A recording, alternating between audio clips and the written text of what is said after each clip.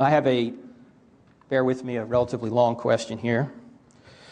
After admitting that an unborn child is a human being, you write on page 221, and thankfully you say in the book that it's nonsense that an unborn child is not a human being. You admit that the unborn child is. You say this, and I quote, "There may be circumstances in which it is not desirable to carry a fetus to full term. You then go on to advocate termination of pregnancy if birth control fails." Here's my question. Why is it that according to you, when God plays God by taking a life prematurely, in the Old Testament, for example, it is a moral outrage, but when you play God by taking a life prematurely through abortion, it is a moral right? Well, it's a false distinction. I mean, that's not what I say. I mean, I say that the great abortifacient is, I would say, nature. I don't say God. Of course, God does not decide that so many pregnancies are not carried to full term.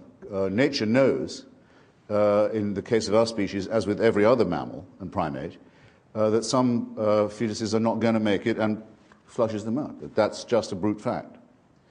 We wouldn't be here if that wasn't the case, because we're, as you know, adapted biologically to an environment we've abandoned, the savanna. That's why we have appendices that are designed for grass eaters, and you know all of this. It's all very well knowable. You can't be having a brood of sickly, half-baked children and get away from the predators. I mean, so nature is the great abortifacient. I certainly don't blame God for it.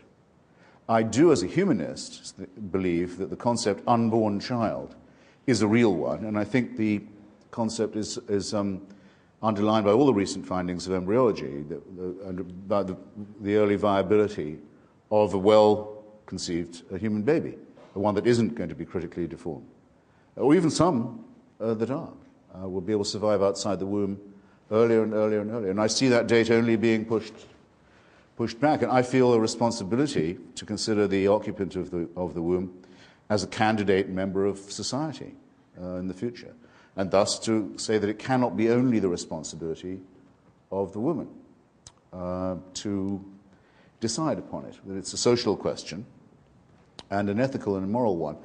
And I say this as someone who has no supernatural belief. So your question ought to have been this: how do I have any ethical opinions, since I don't believe that I'm created? And I don't believe I'm going to heaven. I prefer the first question, if you don't mind. Right, but okay. But I mean, it just isn't it entailed by it?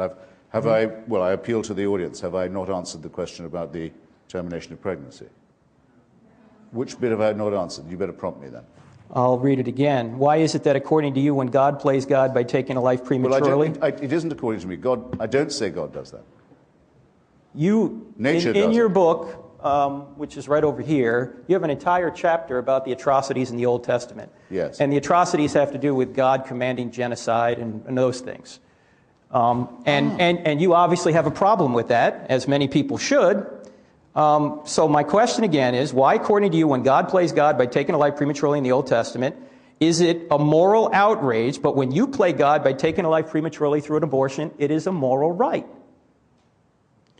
But once again, I'm sorry if my work is so obscure, but I don't say that I have a moral right to terminate a pregnancy. I've given all the reasons that I think hedge that question ethically and morally very sternly, very stringently. And in any case, it's not like saying that every living child of the Amalekites should be destroyed. And an injunction by God to Moses to say he's been too merciful and he's spared too many children and enslaved too few women and didn't make the genocide complete. I'm sorry, I've never been accused of, and I expect not to be, if I'm lucky enough in my life, of any such thing. And the idea that there's a moral equivalence between the two, or handling the really difficult question of an unviable fetus and what should be done about it, isn't a moral equivalence at all.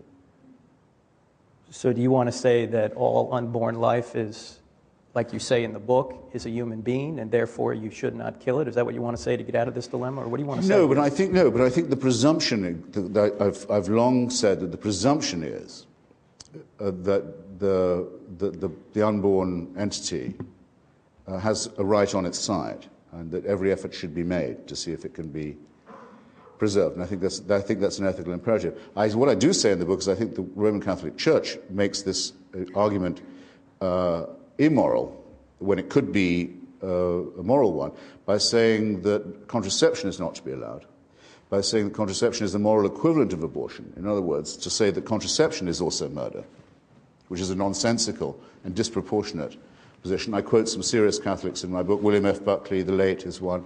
Claire Booth Luce is another, by saying, if the Church says that contraception and abortion are morally the same, it degrades the opposition to abortion.